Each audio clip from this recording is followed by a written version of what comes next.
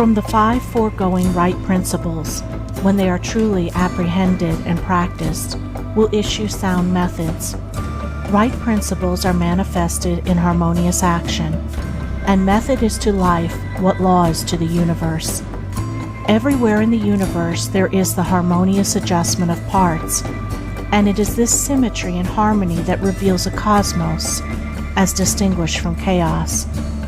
So in human life, the difference between a true life and a false life, between one purposeful and effective and one purposeless and weak, is one of method.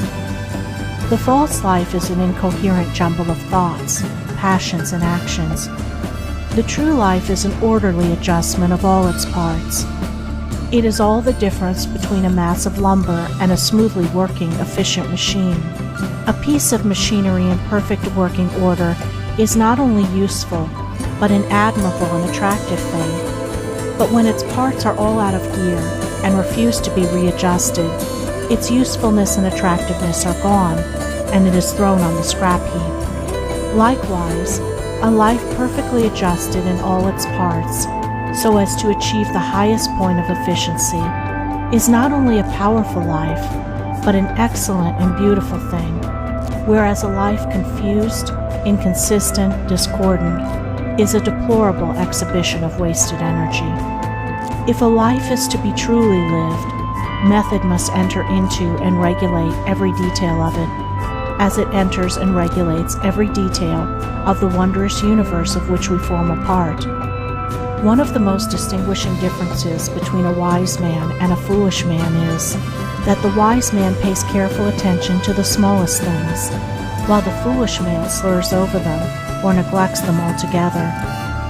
Wisdom consists in maintaining things on their right relations, in keeping all things, the smallest as well as the greatest, in their proper places and times.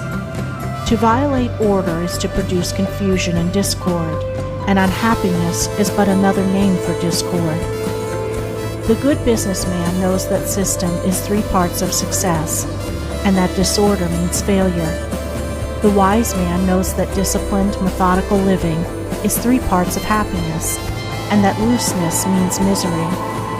What is a fool but one who thinks carelessly, acts rashly, and lives loosely? What is a wise man but one who thinks carefully, acts calmly, and lives consistently? The true method does not end with the orderly arrangement of the material things and external relations of life. This is but its beginning. It enters into the adjustment of the mind, the discipline of the passions, the elimination and choice of words and speech, the logical arrangement of the thoughts, and the selection of right actions.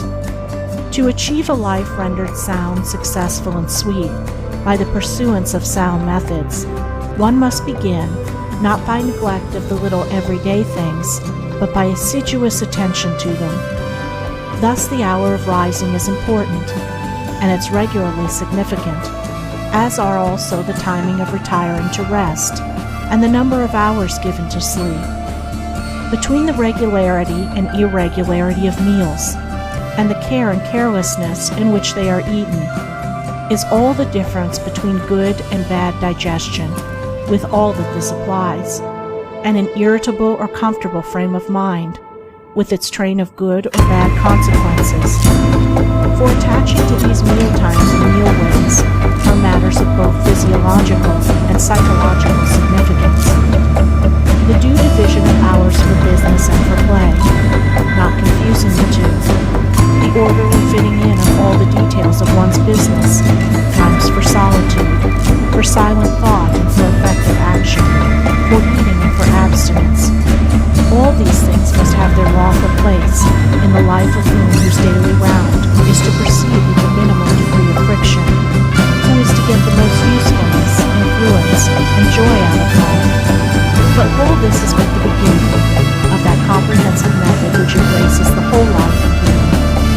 When this smooth order and logical consistency is extended to the words and actions, to the thoughts and desires, then wisdom emerges from folly, and out of weakness comes power sublime. When a man so orders his mind as to produce a beautiful working harmony between all its parts, then he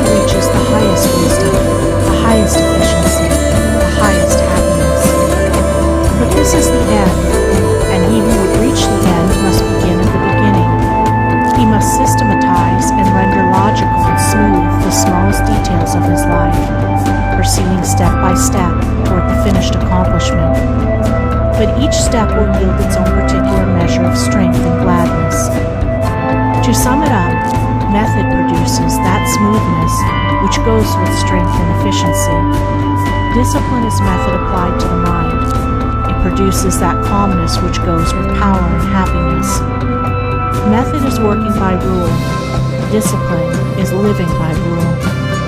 But working and living are not separate. They are the two aspects of character, of life. Therefore, be orderly in work, be accurate in speech, be logical in thought. Between these and slovenliness, inaccuracy and confusion, is the difference between success and failure, music and discord, happiness and misery. The adoption of sound methods of working, acting, thinking, in a word, of living, is the surest and safest foundation for sound health, sound success, sound peace of mind. The foundation of unsound methods will be found to be unstable and to yield fear and unrest even when it appears to succeed, and when its time of failure comes, it is grievous indeed.